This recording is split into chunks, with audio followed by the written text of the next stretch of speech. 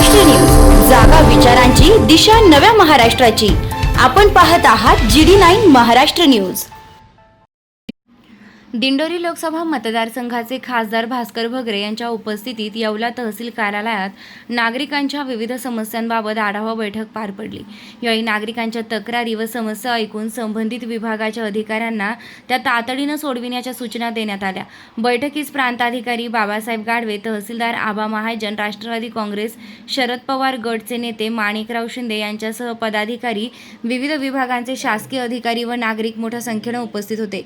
GD9 news महाराष्ट्रासाठी गजानन देशमुख।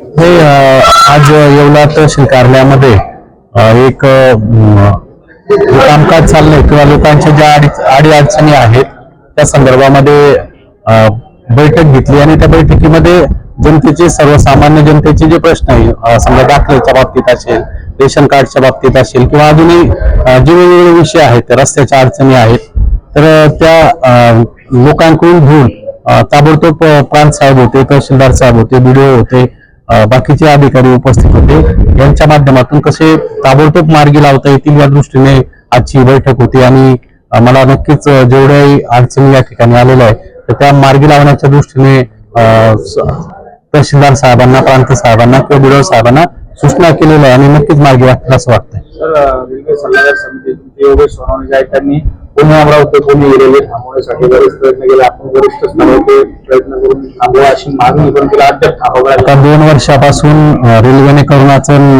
निमित्त केलंय आणि जेवढ्याही गाड्या करोनाच्या अगोदर येवला असेल, मनमाड असेल, नांदगाव असेल किंवा ज्याही लासलगाव आहे, निफाड आहे, या ठिकाणी थांबत होत्या, त्या सगळ्या गाड्या आज थांबत नाही। आणि जनतेची सातत्याने मागणी तीच आहे की ज्या करोनाच्या काळाच्या अगोदर ज्या गाड्या थांबत होत्या त्या गाड्यांना परत स्टॉपेजेस द्यावे।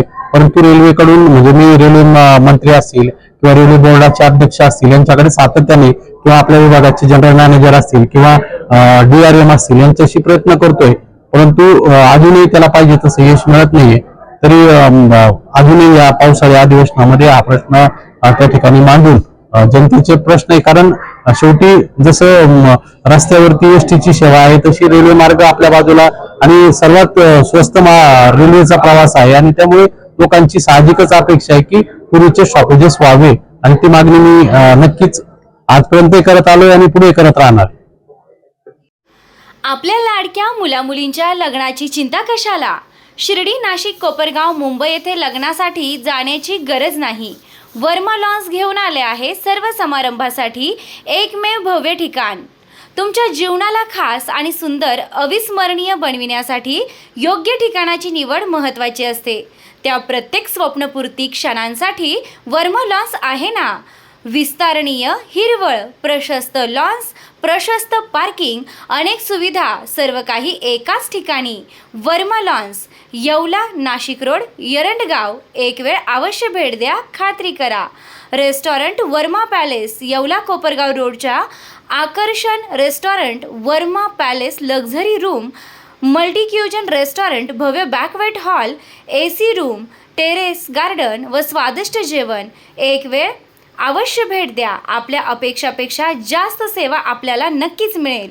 येवला कोपरगाव रोड, उपजिल्हा रुग्णालय शेजारी, येवला रेस्टॉरंट वर्मा पॅलेस, येवला।